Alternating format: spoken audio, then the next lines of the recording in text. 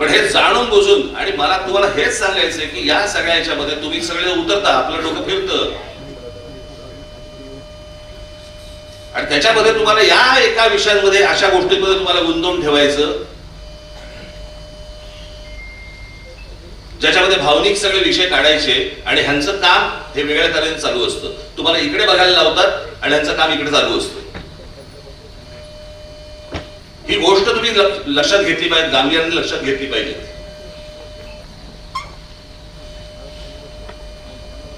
संपूर्ण देशाचा विचका झालेला आहे, राज्याचा विचका झालाय. मला ना कोणाची सत्ता आहे आणि कोण विरोधी पक्षात आहे वगैरे, कोणाला सत्ता मिळवायची आहे, हा सगळा भाग बाजूला सोडा. आपण आपल्या राज्याचं काय नुकसान करतोय, आपण आपल्या देशाचं काय नुकसान करतोय. आज बेरोजगारीचं प्रमाण इतकं प्रचंड मोठ्या प्रमाणावरती वाढलेलं आहे, काही लक्ष आपलं त्याकडे.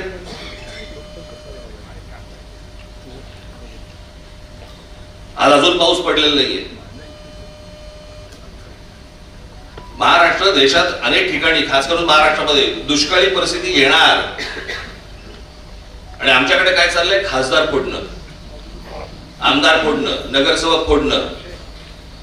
आमची सत्ता कशी टिकेल, वाटेल तेवढे पैसे आम्ही द्यायला तयार आहोत, माणसं विकली जात आहेत.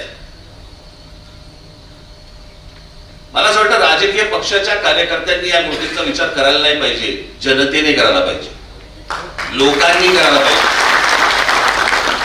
की ज्यांना निवडून आणण्यासाठी तुम्ही 4-4, 5-5 तास, 2-2 तास तिथे उन्हामध्ये त्या रांगेत उभे राहिला, तो माणूस 50-100 कोटीसाठी म्हणून विकले जातात. त्यांना पुन्हा तुम्ही परत उभे करणार का? आता ही जर समजा ते परत आले तर तुमची प्रतिक्रिया काय असणार त्याच्यावरती?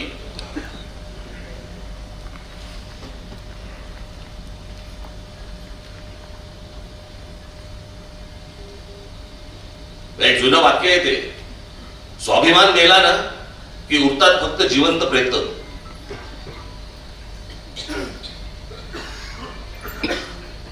आणि हे ज्या प्रकारचं राजकारण आता महाराष्ट्रामध्ये, देशामध्ये जे सुरू आहे, भविष्यातल्या येणाऱ्या पिढ्यांना आम्ही काय सांगणार आहोत? आम्ही विकले गेलो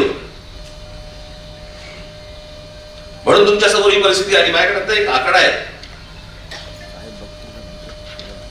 खास करून तुमच्यासाठी आणलाय. देशात आत्महत्यांचं प्रमाण किती वाढलंय त्याचा आकडा इंडियन एक्सप्रेसचा रिपोर्ट आहे. काश्मीरमध्ये 16 लोकांनी आत्महत्या केल्या, मग अजून कुठेतरी जम्मूमध्ये, इथे तिथे सगळीकडे आले. प्रत्येक राज्याच्या दिलेल्या आहेत, कुठे 11, कुठे 42, कुठे 106 आत्महत्या. मिझोराम या भागामध्ये, त्याच्यानंतर 615, त्याच्यानंतर तुमच्या गुजरातमध्ये, मध्य प्रदेशमध्ये 15,000, गुजरातमध्ये 8,000. सर्वात जास्ती कुठे आहेत? 22,174.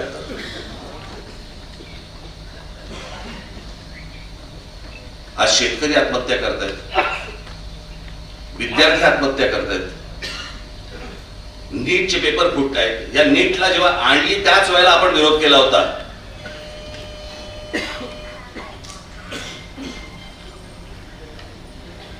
आज लहान मुलं पळवण्याचा प्रकार वाढलेले आहेत. खासदार आमदार जसे पळवले जातात तशी लहान मुलं पळवली जातात, मुली पळवल्या जात आहेत, त्याचे व्यापार होत आहेत, त्यांना परदेशी पाठवलं जात आहे, काही जणींना वेश्या व्यवसायाला पाठवलं जात आहे. एवढे सगळे प्रश्न आज आपासून देशासमोर उभे असताना आमच्याकडे काय चालू आहे? आमची सत्ता टिकावी म्हणून आम्ही करोडो रुपये टाकायला तयार आहोत. आम्हाला खासदार फोडायचे, आमदार फोडायचे, नगरसेवक फोडायचे. तुमच्या मताला किंमत काय? 0. कोण तुम्ही, कोण नाही.